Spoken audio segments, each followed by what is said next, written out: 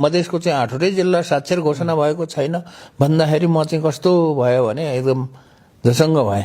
जहाँ कि नेपालको सबै पहाडी जिल्लाहरू जति पनि पहाडी जिल्लाहरू र अरू जिल्लाहरू जति छन् 77 जिल्लामा चाहिँ सबै पहाडी जिल्लाहरू एउटा बाहेक र त्यो एउटा बाहेक त्यो एउटा भनेको डोल्पा पनि साक्षर घोषणा गर्नलाई तयार भइसकेको रहेछ, घोषणा मात्र नभएको रहेछ। धेरै पछि एउटा राष्ट्र स्तरको नेताले मधेसको शिक्षाको बारेमा बोलेको सुन्दा चाहिँ अलिकति मलाई खुसी पनि लागेको छ।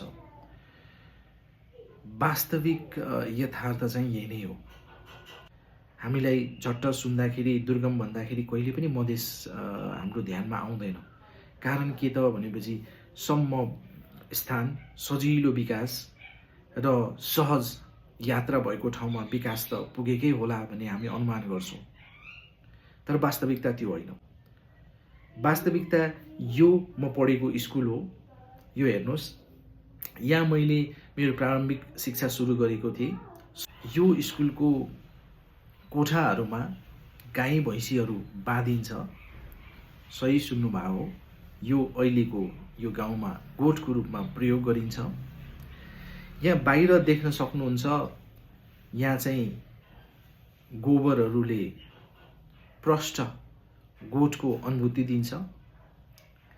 र यो खुल्ला चौरमा जुन बेला सयौं विद्यार्थीहरूले चाहिँ श्रीमान गम्भीर भनेर गीत गाउँथे, राष्ट्रगान गाउँथे, त्यो ठाउँहरूमा अहिले चाहिँ मान्छेहरूले भोज भतेर गर्ने र भनौँ बजार हाट लागेको दिन चाहिँ यहाँ रक्सी सेवन गर्ने एउटा ठाउँ बनेको छ।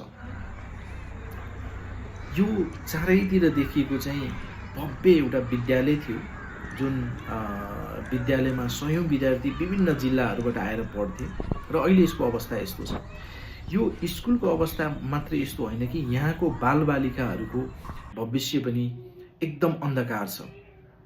यो दृश्य 2 महिना अगाडि म आफ्नो गाउँ जाँदाखेरिको हो, जब यो बच्चाहरूलाई देख्दा मलाई एकदमै नराम्रो लागेको थियो र मैले सोधेको थिएँ, यी बच्चाहरू स्कुल जान्नन् भनेर। एउटा मात्र उत्तर आयो, यहाँ विद्यालय नै छैन। पत्याउनुहुन्छ, एउटा गाउँमा जहाँ चाहिँ माध्यमिक स्तरसम्म पढाइ हुन्थ्यो, विकास हुनुपर्ने विकास हुँदैछ भन्ने सुन्दा चाहिँ ल विकास भयो। विकास भनेको